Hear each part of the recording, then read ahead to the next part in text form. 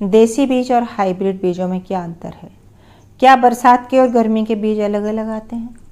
आज इसी विषय पर बात करेंगे। नमस्कार मित्रों, मैं ममता वाजपेयी भोपाल से। तो देखिए कितने अच्छे अंकुरित हुए हैं देसी बीज। तो देसी बीज वो होते हैं जो हमारे यहाँ के नेटिव हैं, पहले ही से हैं। विकास के क्रम में जब बरसात गिरती है तो धरती में से अपने आप कई तरह के बीज फूटते हैं, उसमें से ही अपने आप उगे हुए। तो ये जंगली करेले और देसी लौकी, देसी तोरई, इनके कुछ के साइज बहुत छोटे भी हो सकते हैं, कुछ के बड़े भी हो सकते हैं। इनका अपना अलग अलग रंग रूप होता है। ये तोरई भी देसी है। तो जब आप देसी बीज लगाते हैं ना, तो एक प्रॉपर वो सीजन आता है, अंकुरित होता है, बेल फैलती है और वो यह पौधा है तो पौधा बनता है, फल देता है और सूख के आपको बीज भी दे जाता है। फसल खाते हैं, उसी में से बीज रख लेते हैं और ये सिलसिला सालों साल चलता रहता है। आप उन्हीं बीजों को फिर उगाते रहते हैं और फसल आती रहती है। देसी बीज हो गए। अब बात आती है हाइब्रिड। तो देखिए हाइब्रिड बीज को मैं एक उदाहरण से बताऊंगी कि यदि हमारे देश का बच्चा पढ़ाई करके अमेरिका, इंग्लैंड या किसी दूसरे देश चला जाए, फिर उसकी शादी किसी वहाँ की प्रजाति की लड़की से हो जाए, फिर जो संतान होगी वो जो क्रॉस, दो देश के क्रॉस लोगों से हुई, वो हाइब्रिड है। ऐसे ही बीज हिंदुस्तान का और दूसरे जगह के दो बीज को लेबोरेटरी में तैयार किया जाता है, क्रॉस पॉलिनेशन करा के, रिसर्च करा के, विशेष परिस्थितियों में विशेष गुणों के साथ। वो वाला बीज जिसकी बेल की बढ़ने की क्षमता बहुत होती है, एक तो उस वाले बीज को ले लिया जाता है। एक बीज जिसकी फ्रूटिंग की क्षमता बहुत होती है, उसको दोनों का क्रॉस करा के तीसरी ब्रीड तैयार होती है जो अच्छी बेल भी देती है और फल भी देती है। तो अच्छा क्या है? क्या गर्मी सर्दी के बीज अलग हैं? तो जो हमारे देसी बीज हैं वो सीजन पर ही होते हैं। कुछ बीज गर्मियों में, जैसे ककड़ी, खरबूजा देसी हैं, ये गर्मी में हो जाएंगे, और लौकी, तोरई, कद्दू ये है ना बरसात में हो जाएंगी। फुहारें पड़ते ही अपने आप अंकुरण हो जाएगा। जैसे ये मक्का है, देखिए, तो हमारी जो अमेरिकन कॉर्न अलग आती है, टमाटर में भी देसी विदेशी टमाटर, तो हमने क्रॉस करके बना लिया है। अब चूंकि बरसात भर में सब्जियां होती थी, तो पुराने ज़माने में हमको सब्जियां पूर्ति नहीं थी। गर्मी में कोई सब्जी नहीं मिल रही, बरसात में सब्जी नहीं मिल रही, तो हमारी मतलब डिमांड एंड सप्लाई को देखते हुए हमने हाइब्रिड यूज़ करना शुरू किए। हाइब्रिड बीज में परेशानी कुछ नहीं, अच्छा प्रोडक्शन होता है, जल्दी प्रोडक्शन होता है, लेकिन इसके दूसरे नुकसान, बड़े नुकसान हैं। वो ये कि आप हमेशा बीज पर दूसरों पर निर्भर रहते हैं। जो ये बीजों की कंपनियां हैं, इनका अपना एकाधिकार है, मोनोपोली है, और ये बड़े महंगे बीज बेचती हैं।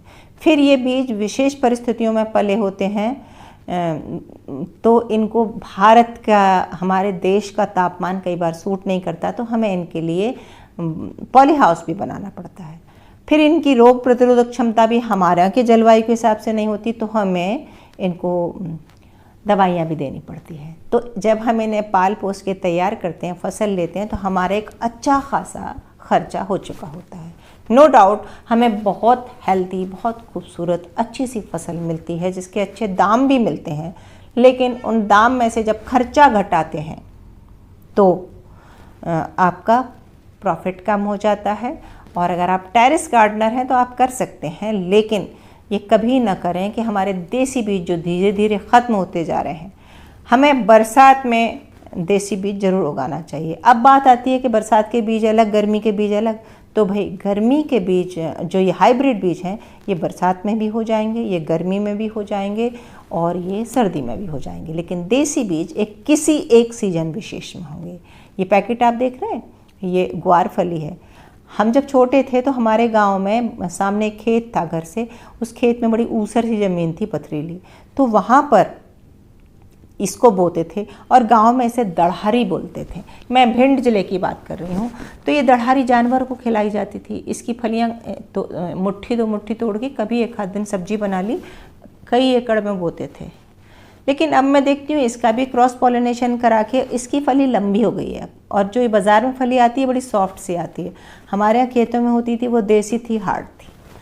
तो जो हाइब्रिड आती है उसकी क्वालिटी देखने में रंग रूप बहुत अच्छा होता है, लेकिन जब हम स्वाद पे जाते हैं, जब उनके पोषक तत्वों पर जाते हैं, तो हमारे जो देसी बीज थे वो हमारे यहाँ के मौसम को देखते हुए, हमारी हेल्थ के लिए हमेशा ही अच्छे थे और देसी बीज आपको आत्मनिर्भर तो बनाते ही हैं। आज मैं टेरेस गार्डनर हूँ तो मैं इस बात को नज़रअंदाज कर सकती हूँ, लेकिन जो लोग बड़ी बड़ी कृषि कर रहे हैं वो हर साल कितना महंगा बीज खरीदते हैं। ख़ास करके जो सब्जियां भी उगा रहे हैं वो गवर्नमेंट की नर्सरीज़ हैं जहां वो अपना बीज दे देते हैं और वो नर्सरीज पॉली हाउस में स्पेशल तापमान पर उनके उन बीजों को उगा कर और नर्सरी तैयार करके ट्रे की ट्रे देती हैं।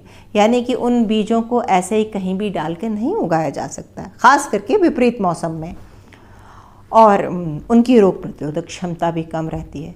तो ये बहुत सारे मेहनत के बाद, ये देखिए मेरी ये लौकी है, ये हाइब्रिड है। हाइब्रिड की शेप अलग होती है और जो देसी होती है बड़ी नुकीली सी लंबी होती है। तो मैं ये बिल्कुल नहीं कहूँगी कि ये अच्छा ये बुरा, हर चीज़ की अपनी महत्ता है। आप हाइब्रिड भी यूज कीजिए, आप देसी भी यूज कीजिए, और हर सीजन के बीज अलग तरह के बिल्कुल नहीं आते। जो बीज आप हाइब्रिड लाते हैं उनमें ये सुविधा मिलती है आपको कि आप वो गर्मी में भी थोड़ा सा ग्रीन नेट वगैरह लगाकर थोड़ी विशेष केयर करके उन्हें उगा सकते हैं। बरसात में भी हो जाएंगे, सर्दी में भी हो जाएंगे, जल्दी फ्रूटिंग देंगे आपको, जल्दी ख़त्म भी हो जाते हैं। देसी लौकी या सेम लगाइए आप, सेम तो 2 साल चलेगी, लौकी भी कहो 1.5-2 साल चल जाए, वो फिर सूख जाएगी, पलक जाएगी, कुछ दिन फल देगी, कुछ दिन नहीं देगी, लेकिन वो ऐसी प्रोडक्शन नहीं देती जैसा कि देसी देते हैं, और बहुत भीषण गर्मी में नहीं भी देती। आप करके देखिएगा। मैंने तो बहुत तरह के बीज देसी भी कर रखे हैं और हाइब्रिड भी यूज़ करती हूँ। अब आप अपना स्वयं का विवेक इस्तेमाल कीजिए, क्या अच्छा है क्या बुरा है। बीजों को लेकर आपके जो भ्रम थे, मैंने कोशिश की कि आपका भ्रम दूर है, और उम्मीद है कि आपको अब बिल्कुल समझ में आया होगा। मिलते हैं अगले वीडियो में। नमस्कार।